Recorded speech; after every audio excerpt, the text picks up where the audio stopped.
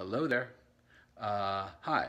So I'm making a video because I sometimes make masks that have hair on them, full heads of hair. And the way I've always done it is I glue the hairs on, starting at the back of the head, the nape of the neck, and work my way forward. It's time consuming. It's difficult, and it's not something I enjoy. And I recently contacted NFT and got some samples of their stuff, and it's amazing, but it's expensive. And to hair a mask using their stuff would cost, $400. So I wanted to come up with a way and to improve how I do it. So here's what I came up with. What NFT, this is one of the samples they sent. As you can see, it's fabric and the hair is attached to it, and this piece can go on your mask, so like if here's a mask, you glue it on, and many of them layered to fill the whole head up, but it's like something like this is like $50 just for one, and I would need like 10 of those to do a whole head. So what I did is, this is a bad casting of my latest mask, the Sinister Spinster. And so what I did is, the other day as a test, I basically painted a square of latex and laid some hair on it and let it dry, and when I peeled it off, I had this. So, and this is a piece of latex with the hair attached to it, and it's really on really well, and it's a full patch of hair that now I can attach this to a mask. So what I did is, for this particular mask, I broke it down into I think there's 6 different sections, and I got the measurements, if I can straighten this up. So section 1, 2, 3, 4, 5, and 6, and the dimensions I need, 19 by 12, 19 by 2, 15 by 2, and so on. And I'm going to do is I'm going to take a pencil and a ruler and draw those shapes, paint some latex into those shapes, into those rectangles, let it dry, and then once it's dry, put some more latex down and make custom-made latex patches with the hair, but make them on the table flat and let them dry for a day so they're completely dry. I don't want the latex to be still a little wet under that hair. Peel them off. Once I peel them off carefully, powder the bottom so it's not going to stick onto itself. And then when I have the new casting of this mask painted, I will apply the patches with contact cement or something. And instead of me having to glue on hairs a few at a time, I'll be able to lay these patches on this and have them overlay, and maybe it'll work. And then for the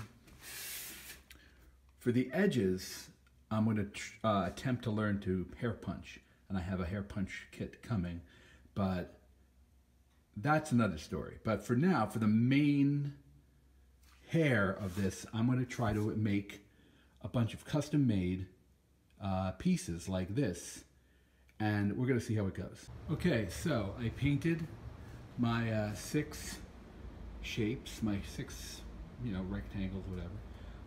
You can't tell, but I marked them number 2, 1 through 6 to correspond with the head. And when those dry pretty soon, then I will lay some more latex on them and apply hair, and I will show that in the video. All right, so I laid the first groupings of hair down, and I laid them onto the latex, and I painted some latex over the edges. I did all 6. So I'm gonna let these dry, and when these are completely dry, I don't know, an hour or so, 2 hours, I will then place another section of hair over these and latex those down. Okay, so now these are completely laid up with hair, all the 2 or 3 layers of each. So latex is still wet. And a lot of this extra will be cut off. I don't need it to be that long. Because you can see the hair goes to here. So I can probably, when it's dry and I peel it off, I can take scissors and cut it right there. This one's not as bad. So I have all these. And this is enough to hair that entire mask. Should work. So I'm going to give these 24 hours to dry. All right, it's the following day, and I think these are pretty much dry. This one looks like it's a little wet still, so I'm not going to lift that one up. But this one looks really good. So I'm going to remove this one, and we'll see how we did. And as you can see, it came off really well. I'm going to put a little bit of powder.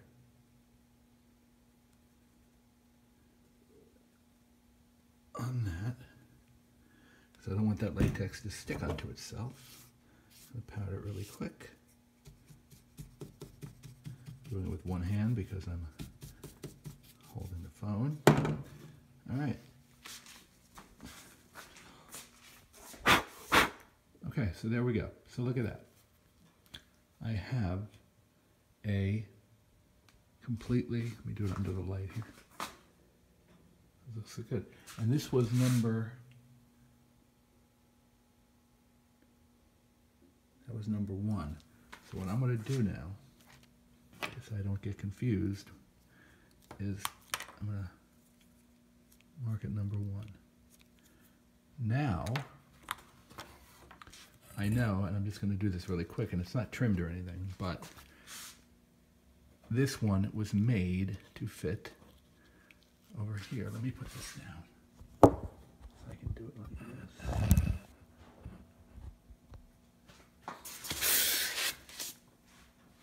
So now, when it's, you know, and I'm going to trim all this, but now this fits here.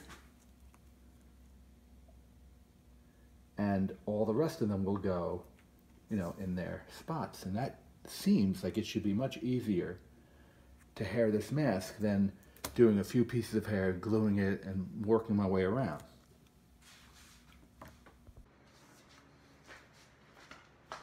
Okay, so what I've done is, let me move this over here.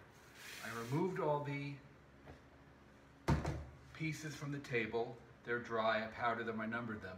And I assembled them on, I taped them on quickly onto the bad casting with all the writing on it to see how it looks. And as you can see, even though it's taped on, it's not, you know, there's black tape holding the edges on, but they're all put on in numerical order.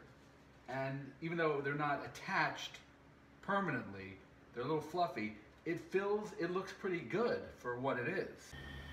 Well, there she is, Sinister Spinster. I decided to paint her more realistically, like Katharine Hepburn. She's based on Katharine Hepburn. So there she is. She's all painted, ready for hair. And here are all the pieces laid out, ready to put on her. As you can see, they're numbered. 1, 2, 3, 4, 5, and 6. And they will be glued on her and with rubber cement, and we will see how this all turns out. All right, so I've been rubber cementing the back. Oh, by the way, the mask is painted. I already rubber cemented all the pieces. All the pieces are ready to go, and I'm rubber cementing the back of the mask, and then I'm going to apply them. All right, so I just put on piece number 1. Since rubber cement sticks to rubber cement, the rubber cement on this is going to stick to the rubber cement that's already on there. So I'm just going to lay them down and overlap them. And I'm looking at this thing, which, you know, shows me approximately where they need to go. Hopefully this is all going to work. So this goes, should go right under here. That.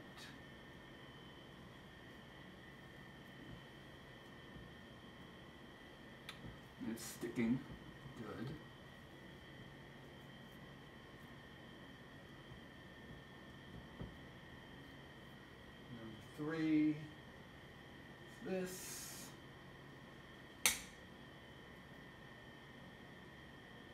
should line up right above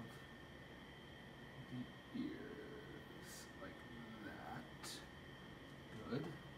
Well, it's filling in the head really good. I mean, it's gonna have to be trimmed and styled. All right, well, she's completely painted, and I applied all the hair pieces, as you can see. Now, let me get around.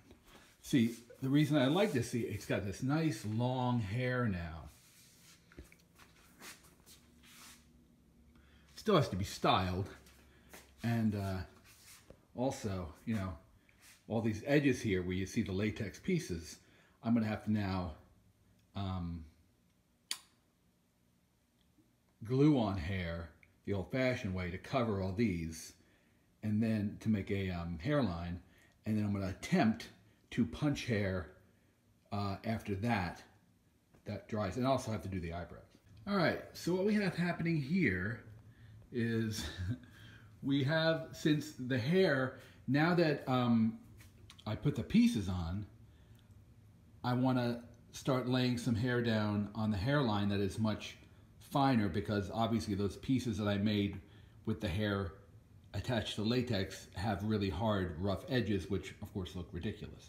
So now that they were glued on this morning, I had a bunch of things to do, but this afternoon I took since I want the hair to be, you know, going back, to hair this fine hair with the mask standing straight upward would have been fighting gravity. So I figured it'd be smarter. So I have a styrofoam wig head well, you can't see it, it's in there, and I have a broom handle, so I'm keeping it, you know, keeping it like that, and I have these weights here that are keeping it in place so it doesn't shift. So then I could put some Mod Podge on the hairline, and then carefully, I don't know if you can see that, there, hand lay hair going around the hairline itself, and it's still drying. That's why it's white, because Mod Podge dries completely clear. Now this is not the last. I'm going to do a little bit more, but I'm going to let this dry, and in the morning do some even smaller amounts of hair. I may even try to punch the hair. I have a hair punch kit that I just got the other day. I've just been experimenting with it. I may attempt to try it here. I don't want to screw my mask up. So if it doesn't work right away, or I don't do it right, I'm just going to carefully do one more small amount of glue and do some hairs one at a time, just to kind of make this, if I can make it a little more subtle. But it may look good in the morning when this is dry and it's clear. It may look pretty good, but you know, we'll see. All right, here's where we are now. So the hair that I put on yesterday is dry. I came in this morning and just added a few more, this hairline, and a little bit more hair by hand just to fill it in a little bit. And I added the eyebrows. And as you can see, they're on, right now the glue is drying, so they're not going to be this thick. Once the glue is dry, I'm going to pull away all the hairs that, you know, are extras that didn't catch any glue. This light is very harsh. All right, so